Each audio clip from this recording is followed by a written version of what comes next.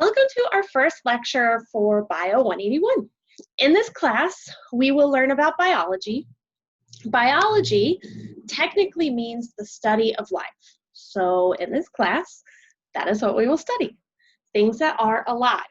That seems pretty straightforward, but maybe it's not, as we will find out. So if in this class our goal is to study living things, we need to figure out what a living thing is. Therefore, we need to define what classifies something as alive, technically speaking. So that is what we will do first in this lecture.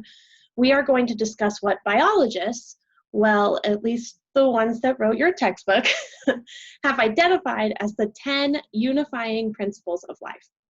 Our goal in this lecture is to introduce these principles, but we will expand upon these throughout the class as well in the second semester of this course, Bio 182. All right, let's get started. The 10 principles of life are as follows. Number 1, the smallest unit of life is a cell. Number 2, living things use energy. Number 3, living things are able to interact with their environment. Number 4, living things maintain a consistent internal environment, a process referred to as homeostasis. Living things get bigger, they grow and they change as they do, usually to become more specialized through a process called differentiation or development. Number 6 is that genetic material, DNA, for all known living organisms, provides the instructions for an organism's structure, but also a mechanism to propagate their species via reproduction. All living things need to be able to reproduce to continue their species.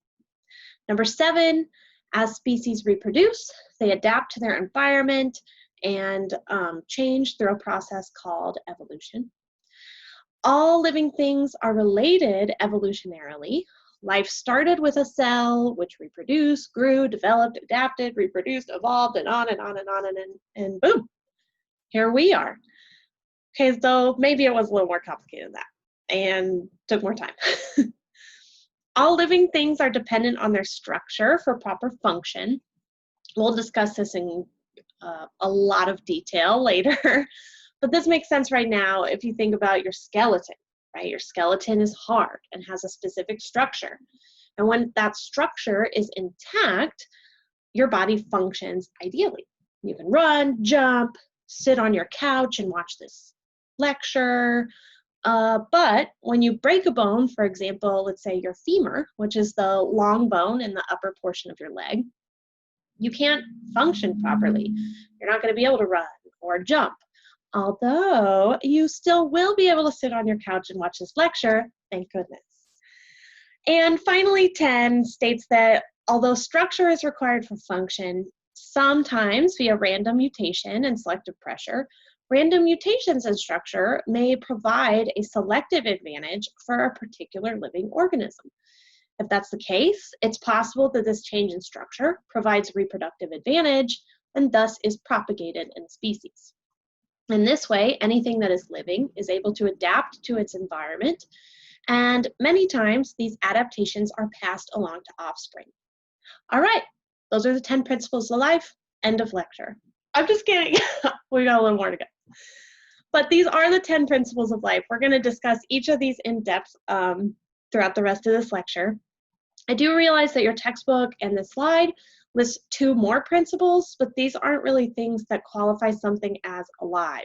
They are really important things just about the field of biology, but we will talk about those a little bit later. But for right now, I want to go through each of the principles we just mentioned and discuss them in a little bit more detail. Before we do that, I do want to mention that the principles of life are based on foundational biological theories.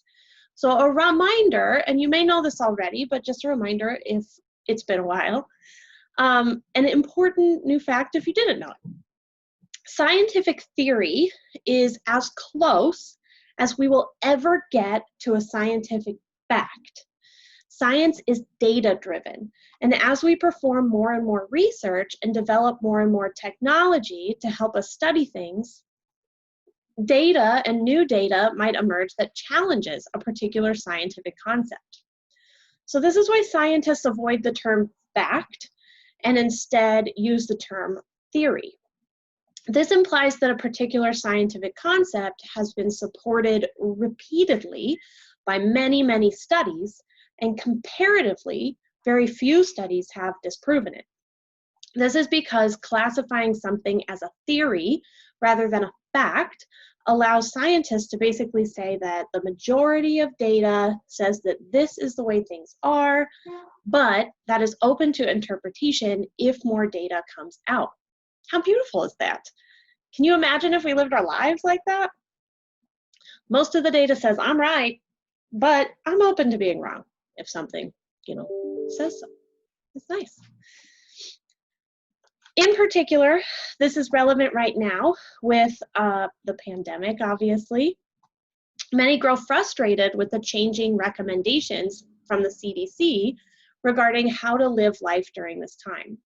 However, the CDC is a scientific organization and thus is driven by science, which is driven by data. And there are so many experiments going on right now about SARS-CoV-2, which is the virus that causes COVID-19. New data comes out every day. And as we better understand the virus, new recommendations will come out and our understanding will change. And therefore the CDC will and should update its recommendations accordingly.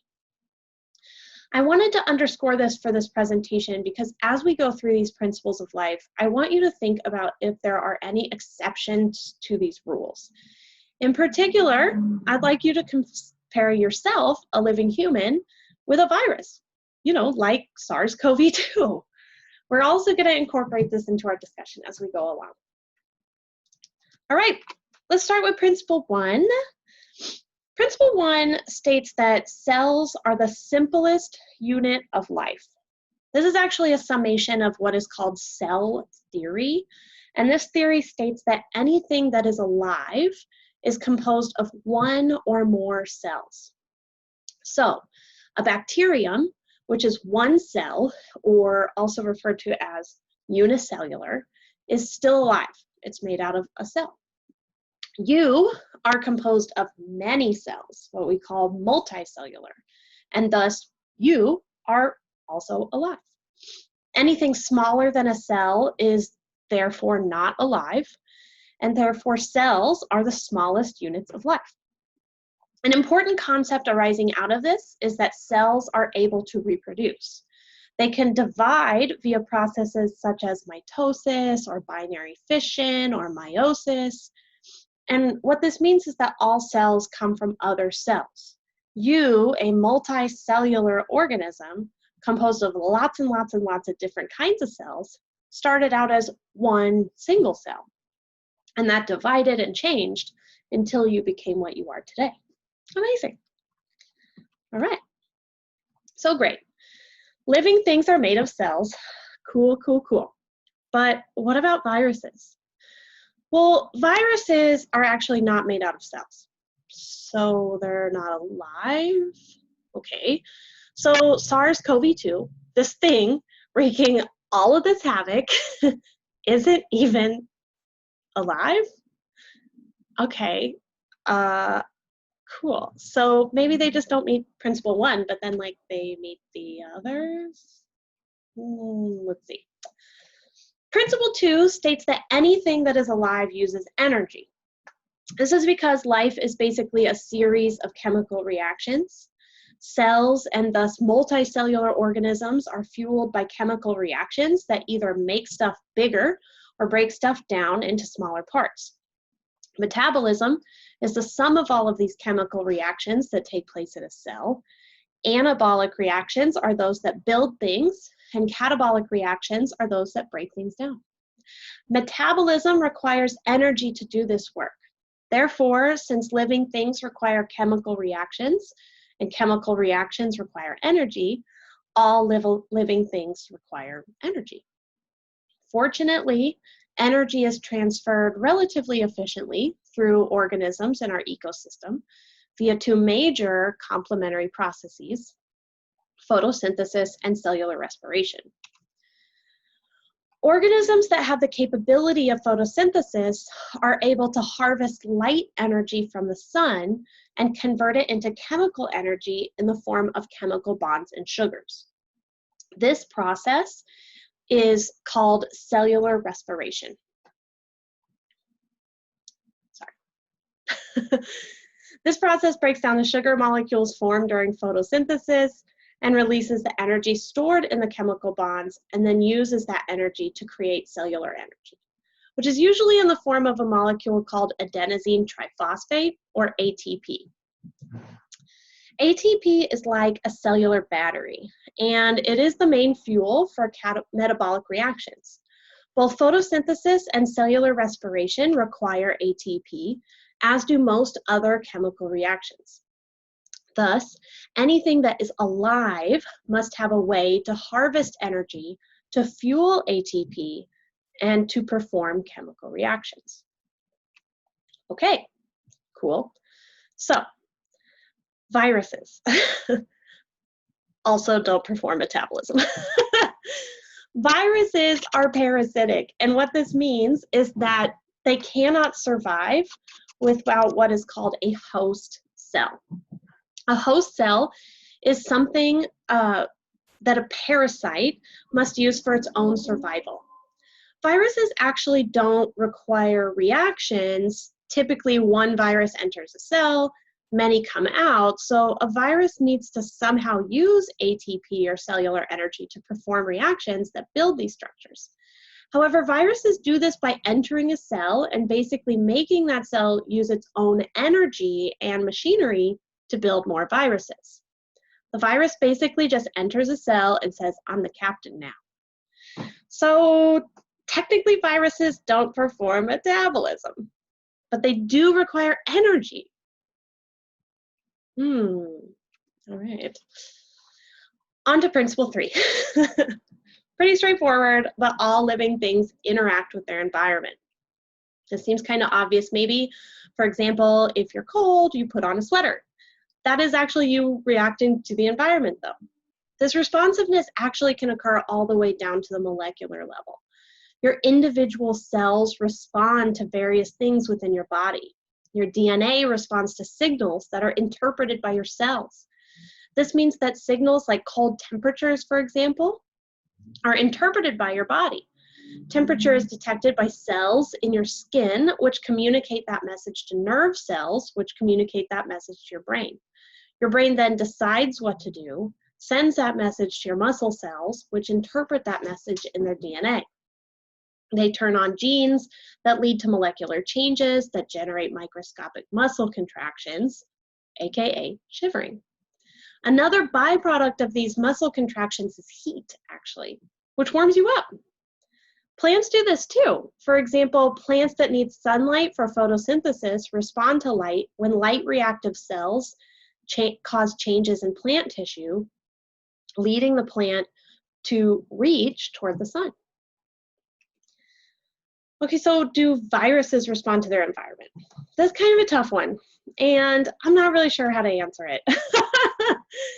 But viruses can adapt, but it's random mutation and selective pressure, for example, antiviral drugs, that cause them to do so.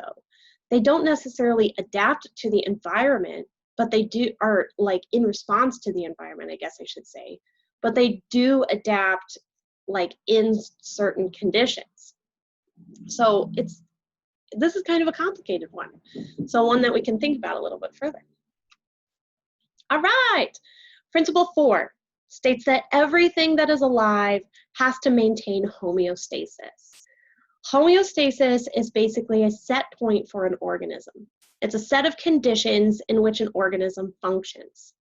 As a reminder, principle 4 states that proper function is dependent on proper structure. And remember what happens when your bone breaks. Well, homeostasis is the set of conditions that allow an organism to maintain that structure. The most obvious example of this is temperature. Within a close range of 98.6 degrees Fahrenheit, that's your normal body temperature. If you move too much outside of this, so for example, a high fever or during hypothermia, your body starts to dysfunction. You can think about brain damage due to fevers above 104 or extremity damage due to hypothermia. This is because 98.6 degrees Fahrenheit and within a very close range of that is where your molecules are able to maintain their structure. If this is disrupted and your molecules lose their structure, they can lose their function. Again, this explains brain damage being possible with sustained temperatures over 104 degrees Fahrenheit. Your nerves are particularly sensitive to this. We will discuss more about homeostasis later. Actually, in the next lecture. That's right, homeostasis gets its own lecture. That's how important it is. And in this class, if you take one phrase away, let it please be structure equals function. Okay, so, Okay, so do viruses maintain homeostasis? And short answer is no. Recall that viruses require host cells to do anything. They don't really do anything on their own. They are parasitic. However, viral structure is vital to viral function, and they don't have any features to enable the maintenance of that structure and homeostasis, but they do depend on host cells, which host cells have to maintain homeostasis. So do viruses maintain homeostasis? Not themselves, but are they dependent on their host cell being in homeostasis? Yeah. Okay. Interesting. That one might fit, maybe. All right. Principle 5, things that are alive grow and develop. Yes, this even includes single-celled organisms such as bacteria. Bacterial cells grow larger and larger until they divide into more bacterial cells. You start as one cell, which grows, eventually divides and divides and divides and divides, and then eventually starts to divide into specialized epithelial, connective, muscle, and nervous tissue, which then continue to specialize into all the tissues that are necessary to form a functional human. This continues throughout your entire life, so anything that is alive is not static. It will get bigger, and it will also undergo changes, typically to become more specialized. This is my daughter on this slide on the left when she was 1 month old. Well, maybe not a month old, maybe about 3 or 4 days old, actually. And then on my right when she was 4. Although I do love to see her grow and differentiate from a sleepy baby to become a hilarious and rambunctious kid, I wish she would stop. Enough is enough, and 4 is the perfect age. Whoa, sorry about that. Okay, so although I demonstrated that my daughter growing from a tiny baby to a giant 4-year-old on the previous slide, I just want to emphasize the difference between growth, which is getting bigger, and differentiation. Differentiation is the process of changing over time. For example, you starting as a stem cell, which divides and differentiates into a ton of different types of cells, all with different functions. It is important to remember that structure equals function. Notice on this slide, all the cells look different. Epithelial cells, nervous cells, muscle cells, blood cells, etc., they all have different functions. Differentiation is not only cells becoming different, usually more specialized shapes, but that change in shape also accompanies different and more specialized functions. Okay, you know what's coming next. Do viruses grow and develop? This is also kind of tough. Viruses don't really grow in size, but they do undergo conformational changes and go through what's called assembly. So basically, you take all the parts of a virus and put it together into a functional virus. They don't necessarily do this themselves. Again, this all requires a host cell. So is this growth and development? I guess in that case, you need to define what is growth and development. Viruses are kind of like little machines that are built. So when you build a car from its pieces, is that car growing and developing? Why? Why not? Yes, I do have many hmms in this presentation. All right. So, hey, remember when we said how structure equals function? Well, for some reason, structure equals function is principle number 9, even though we've discussed it repeatedly already, but that's okay. Principle 6 states that organisms store the instructions for those structures in their genetic material. For example, you store all of the information for your body and how it functions in your genes, aka your genetic material. Thus, your genetic material is the instructions for your structures and functions. So, do viruses have genetic material? Hot diggity dog, why yes they do. In fact, viruses are little genetic masterpieces that have basically laid the foundation for our understanding of genetics at the molecular level.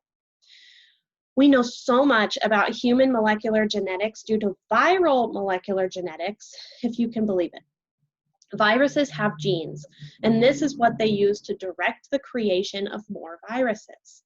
However, something to note, to our knowledge, all living organisms, you, me, bacteria, plants, whatever, store their genes in the form of deoxyribonucleic acid, or DNA, in a double-stranded form. Viruses, though, vary in their genetic material. Some use DNA, some use a different form called RNA, which we'll talk about later. Some are double-stranded, some are single-stranded, some are forward, some are backwards. There are tons of other weird things about the structure of viral genomes as well. So, this means that cellular organisms collectively store their genetic information in the form of DNA, but viruses have a wide range of genetic material structures. So, does this fulfill principle number 6? All right, principle number 7 says the populations of organisms evolve from one generation to the next. A key here is that evolution does not occur in a single organism. Populations or groups of organisms evolve, not organisms. Individual organisms may vary slightly from each other, and if a certain feature that emerges in the population of organisms provides selective advantage in that environment, it may be more likely to be passed on via reproduction. This would make that trait more common in the next generation, and the next, and the next, etc., leading to the evolution of a population as a whole. Typically, if an emergent feature provides selective advantage and is passed on, it allows the population to become better adapted to its environment. For example, whales are mammals. They were once land roaming and had legs. We know this because they have anatomical features whose function is to allow weight-bearing movement on land, a pelvis and a femur. Whales did not evolve to lose their back limbs when one organism was just randomly born without back legs. What happened was that as the population of whales became marine, legs provided less of an advantage, while features better equipped for aquatic environments provided more of an advantage. And over time, whales with legs reproduced less, and whales with tails reproduced more, and boom, modern whales. Okay, again, way more detailed than that, but you get the point. All right, you know what's coming. Do viruses evolve? Yes, they do. Something to note is that evolution is driven by random mutations that may provide selective advantage. These random mutations occur in the genetic material of an organism. So since viruses are composed of genetic material, they can mutate, and some of these mutations may provide selective advantage. For example, protection against an antiviral agent or vaccine. Some viruses mutate very rarely, for example, the measles virus, while others mutate really quickly and readily, for example, influenza viruses. This is why you only need one MMR vaccine, which includes protection against measles. You only need this vaccine once. However, you need the flu vaccine annually because of how quickly it changes. Principle 8 states that all species are related by an evolutionary history.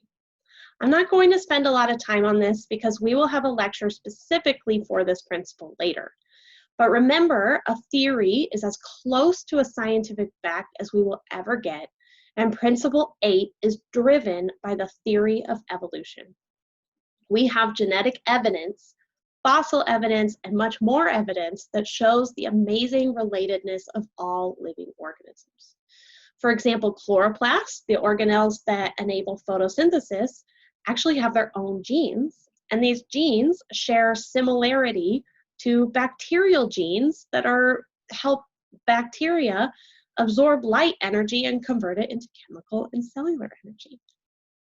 We're going to discuss this more in our class, and we will discuss this even more in Bio 182, but yes, all living things on Earth share many genetic and other features. Okay, well, are viruses included in this evolutionary history? Yes. Actually, it is hypothesized that viruses form the foundational genetic material for all living organisms. In fact, it's thought that an ancient retrovirus, so similar in structure to something kind of like HIV, was the common ancestor for all living things made of genetic material. Okay, wow, finally, Principle 9, we got here. I don't think I need to do a ton of explaining here because we've talked about this repeatedly. Organism function relies on proper structure. This is maintained by a set of conditions called homeostasis. Your bones are solid for a reason, and your body wouldn't function very well if they were made of jello. So, is viral structure important? Absolutely yes. Viral structure is vital to viral function. In fact, one of the reasons that washing your hands is so effective in reducing the spread of SARS-CoV-19 is because this virus has an outer membrane called an envelope that is composed of lipids. This membrane can be destroyed with soap, everyday soap. That envelope is part of the viral structure though. So without that membrane, it cannot infect a host cell, and therefore it's unable to function. Principle 10 states that new properties of life emerge from complex interactions with the environment. We discussed this concept briefly when we talked about Principle 7, which states that all organisms evolve, or all populations of organisms evolve.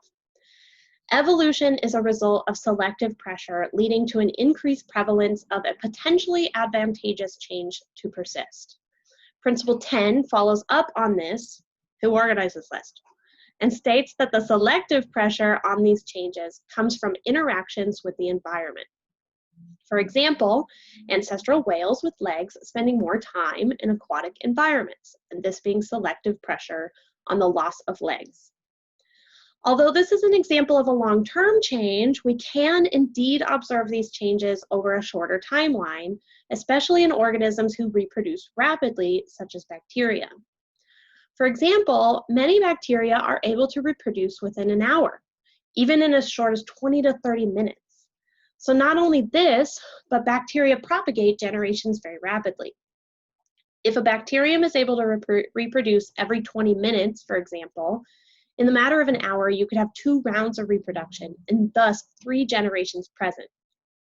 This means that adaptations that provide advantage may be apparent more quickly. Bacteria also have very numerous populations, so kind of shown in this slide, many mutations conferring advantage could be present at a given time. So in this image on the left, you see a bacterial population with diversity in its population. The bacteria in blue are bacteria without mutations and are thus able to be killed by an antibiotic. However, the red bacteria have random mutations that make them resistant or unable to be killed by the antibiotic. In any given population of bacteria, just by random genetic mutation chance, both of these bacteria do exist. Normally, that doesn't matter.